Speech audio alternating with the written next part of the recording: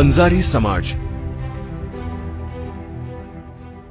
प्राचीन काळात बैलांच्या सहाय्याने धान्याचा व्यापार करणारा समाज म्हणून या समाजाची ओळख होती। त्या काळी वनचारी म्हणून तो ओळखला जाई। वनचारीवरून पुढे वंजारी हा शब्द रूढ झाला आणि याच नावाने आता हा समाज ओळखला जातो। या समाजात प्रामुख्याने क्षत्रिय व वैश्य असे दोन प्रकार होते। थोडसे इतिहासात जाऊन पाहिलं तर वंजारी समाजातील लोक महाराणा प्रताप यांच्या सैन्यात मोठ्या प्रमाणात होते। महाराणा प्रताप यांचे सरदार मल्ला व फत्ता हे वंजारी समाजाचे होते।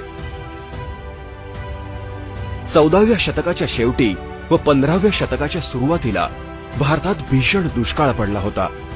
या काळात वंजारी समाजातील दुर्गादेवी नावाच्या महिलेने नेपाळ, ब्रह्मदेश व चीनमधून धान्य आणून येथील लोकांना पुरवले।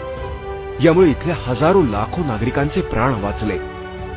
त्याचबरोबर 1818 मध्ये मराठवाड्यातील क्रांतीवीर धर्माजी प्रताप मुंडे यांनी निजाम व ब्रिटिशांविरोधातील लढा उभारला व ते या लढ्यात शहीद झाले।